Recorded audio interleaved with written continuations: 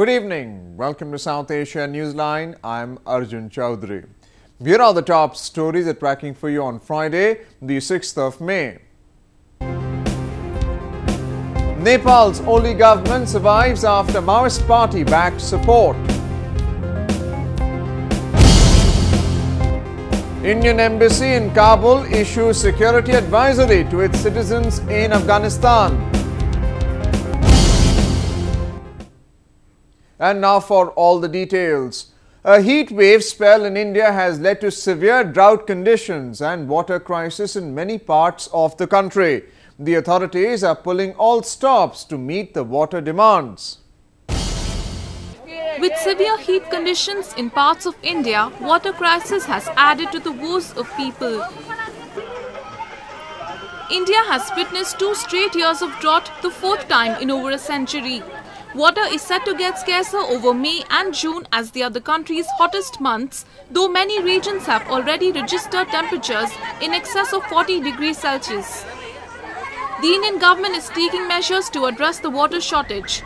In the absence of regular sources, authorities have arranged for water to be brought in tankers and railway wagons to the water-scarce regions in the country.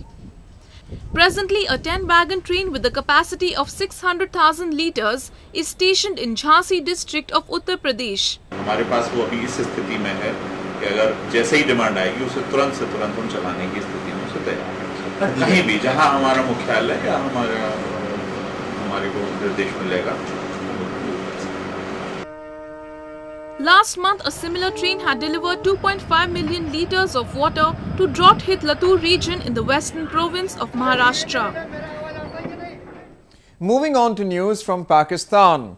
15 people have been arrested for killing a teenage girl in Pakistan's northern town of Donga Gully. The 16-year-old girl was burnt alive in the name of honour for helping a couple to elope. The victim was killed after a local jirga, or a traditional assembly of leaders that make decisions by consensus and according to the teachings of Islam. The punishment was given for causing an irreparable damage to the village's reputation. Victim's mother and brother have also been arrested for allegedly agreeing to the verdict. Honour killing has been prevalent in Pakistan, and according to the Pakistan Human Rights Commission 2014 annual report, more than 3,000 women have been killed for honour since 2008. The number many human rights groups claim is much higher. Indian embassy in Afghanistan's capital city of Kabul has issued a security advisory for Indians residing in Afghanistan and also for those travelling to the country. In the statement, the embassy has stated that the security situation in Afghanistan remains highly volatile. It has also added that terrorist attacks have taken place in many parts of the country targeting foreigners and are expected to continue. The risk of kidnapping and hostage is also present, it added. The embassy has suggested Indians living in Afghanistan to take appropriate steps to enhance personal safety. The alert has come days after the United States has issued travel and security advisory to its citizens in Afghanistan. The Indian consulate have been on the target of terrorists. The Indian consulate in the Afghan eastern city of Jalalabad was attacked in the month of March. In a dramatic U-turn, the ruling alliance partner, the Maoist party, had decided not to withdraw support from the KP Sharma Oli government for the time being, giving a fresh lease of life to the current government. Less than 24 hours after announcing to withdraw support from the government, the chief of the Unified Communist Party of Nepal, Pushpa Kamal Dahal, has stated to stick with the current coalition arrangement under the leadership of Prime Minister KP Sharma Oli. The decision has been taken after the alliance parties signed 9-point agreement to form a national consensus government with an objective to create conducive environment for the implementation of constitution and socio-economic transformation. In the agreement, 2 parties have agreed to discuss and resolve the issues of Madhyas-based parties, including federalism through political consensus. They have also decided to accelerate the post-quake reconstruction works and to launch national campaign to deploy volunteers. They have also concurred to hold regular discussion and form consensus among the top leaders of the major political parties while making political or administrative appointments and taking important decisions of the government. According to the agreement, they will also make the necessary amendments to the laws for speedy implementation of transitional justice within the next 15 days. The Maoist party on Wednesday had decided to form a new government under its own leadership as they allege that Prime Minister Oli has been incompetent to live up to his promises. Meanwhile, Myanmar's top leadership has embarked on their first state overseas visit since forming the government in April, the first visit being to Laos. Myanmar President Tin Kyaw and State Councillor Aung San Suu Kyi received warm welcome in neighbouring Laos on Friday. The visit marked the first official state tour to a foreign country by the new civilian government that came into power last month. The two sides had agreed to deepen cooperation in trade, investment, education and tourism and would work towards establishing direct flights between cities in the two nations. The National League for Democracy-led government came to power in April following a landslide victory in general elections in November last year, which marked the end of decades of military rule in the country. The annual Urs, or death anniversary of Mughal Emperor Shah Jahan, who built the Taj Mahal to immortalize his love for his beloved wife, was observed in India's northern province of Uttar Pradesh. The 361st annual Urs of Mughal Emperor Shah Jahan was observed at Taj Mahal in India's northern Agra city.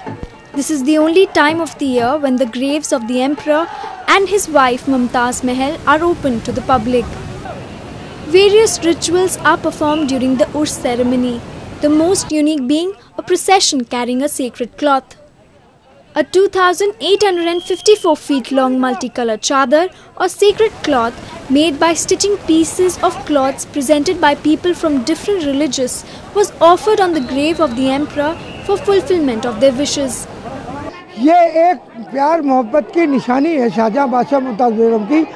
इस मोहब्बत की निशानी ताजमहल के ज़रिए पूरी दुनिया में पाक मोहब्बत का पैगाम भाईचारा एकता सद्भावना मोहब्बत सब चीज़ों का पैगाम पहुंचाना चाहते हैं। Large number of people gathered to mark the death anniversary of the Mughal emperor. The occasion of Urs is chosen to spread the message of communal harmony among the people of the society. There are various restaurants and bars across the world that give fans a chance to dine against a backdrop of settings that they have only witnessed on screen. A restaurant in India has adopted the theme of the yesteryear Bollywood blockbuster movie Sholay. Already a part of cinematic folklore, Sholay's dialogues and characters have been part of the pop culture and draws frequent mentions in social conversations. To reanimate the passion for the film and to relive the golden time gone by, a restaurant has spaced their food festival on the legendary flick that will take fans back to the rustic times of the film and provide them an experience soaked in fun, joy and delight. हम लोग अपने guest को food के साथ entertainment का package दे रहे हैं। Food पे हमने उसी शोले का कैरेक्टर्स, उसी शोले मूवी के कई सारे अंशों को देखते हुए मेन्यू को डिजाइन किया हमने।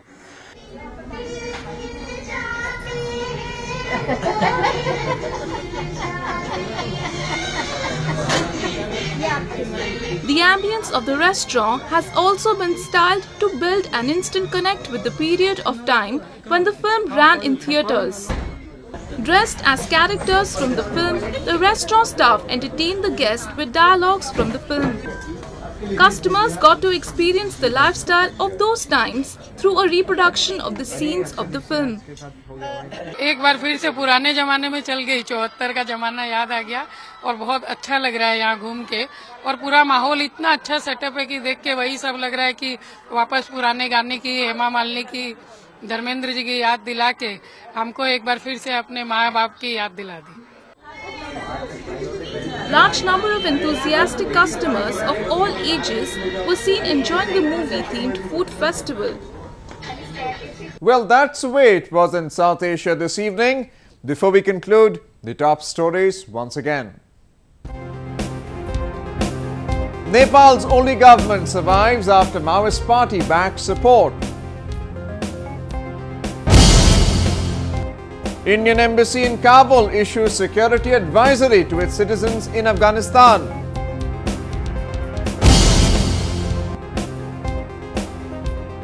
Now viewers can watch the show on SouthAsiaNewsline.com. You can also visit us on Facebook.com/SAsiaNewsline and follow us on Twitter @SAsiaNewsline. That's all in tonight's edition. We'll see you same time next week. Have a great weekend and good night.